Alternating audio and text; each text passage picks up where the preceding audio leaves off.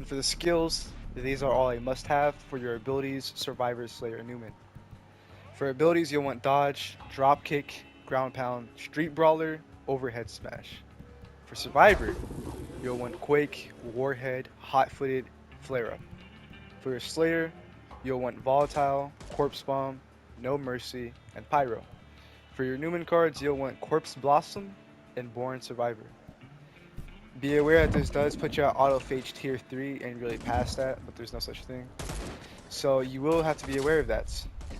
That also means that naturally this build has terrible regeneration because of the Newman tier. But we have a solution to this.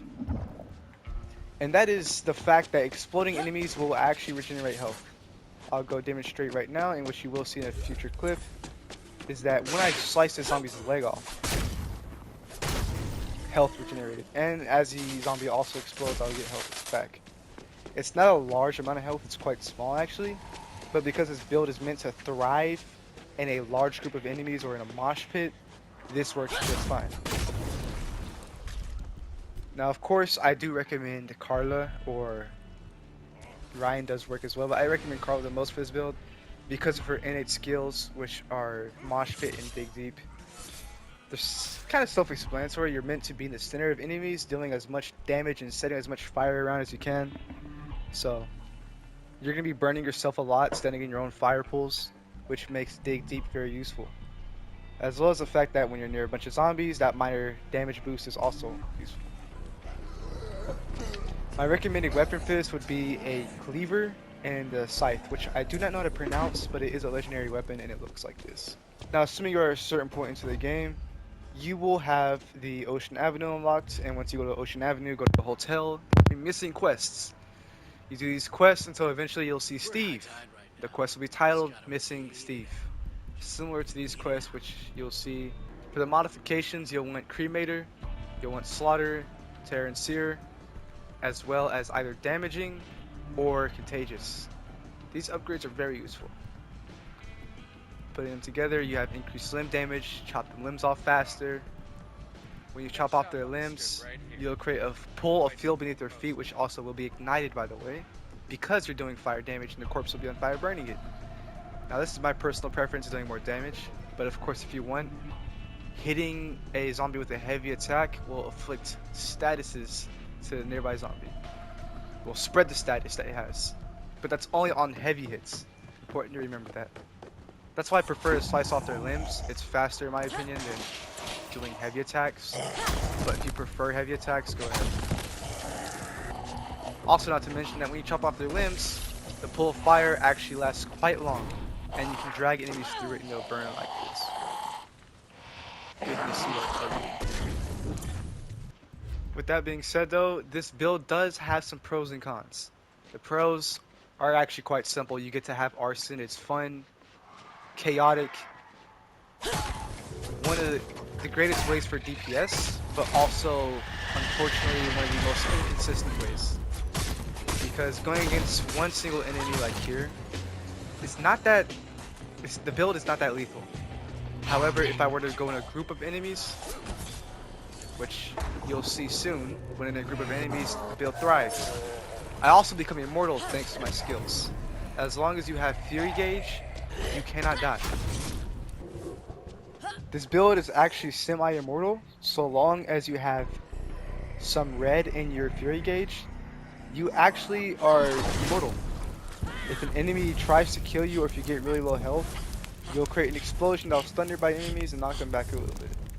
But it drains your fury and will continue to do so until you don't have enough to save your life and you will die. Which is great again because the idea is to be surrounded by enemies.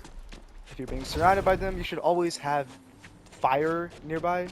And if there's fire on enemies, that fills up your gauge. And your gauge can go back down to prevent you from dying. But if you have plenty of gauge, go ahead and use Fury and you can kill enemies a lot faster with more fire.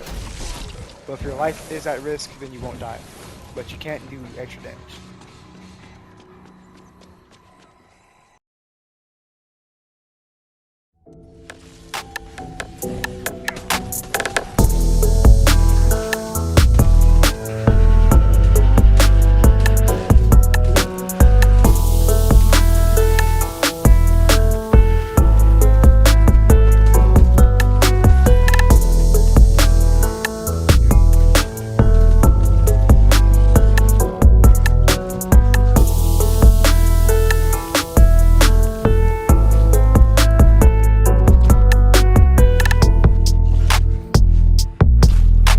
As you can see.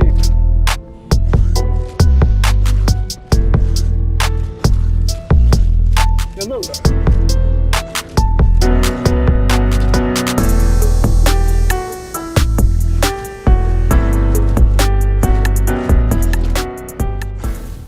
So this is the second build, and the build name is Don't Touch My Cigar.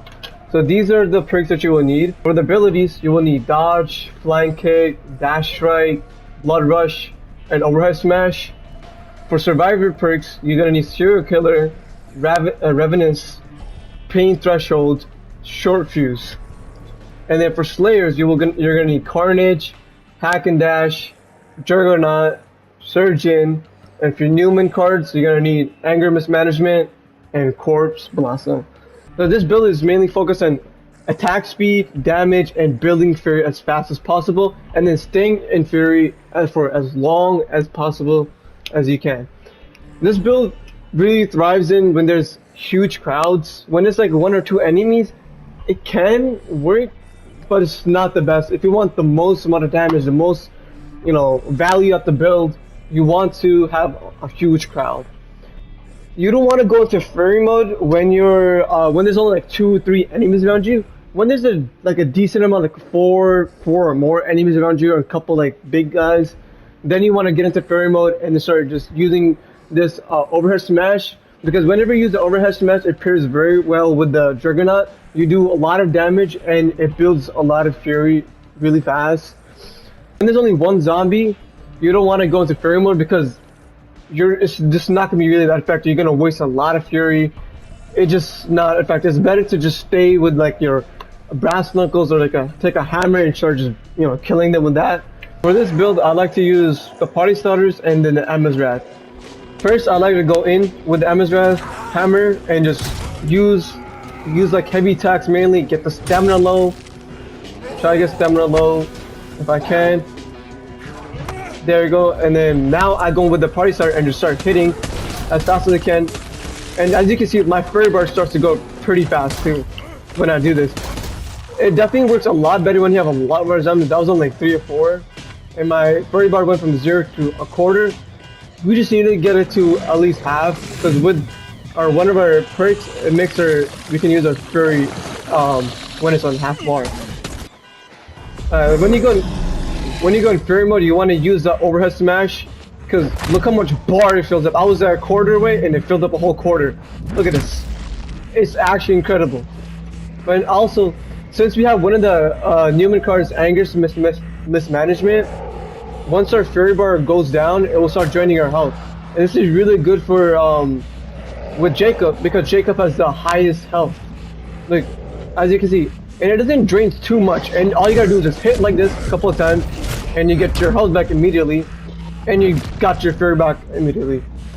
As you can see, I'm not running out of Fury mode anytime soon. As long as there's something around me, Fury mode is staying on me forever. As you can see, my health is going down. Go over here, overhead smash, got my Fury mode back.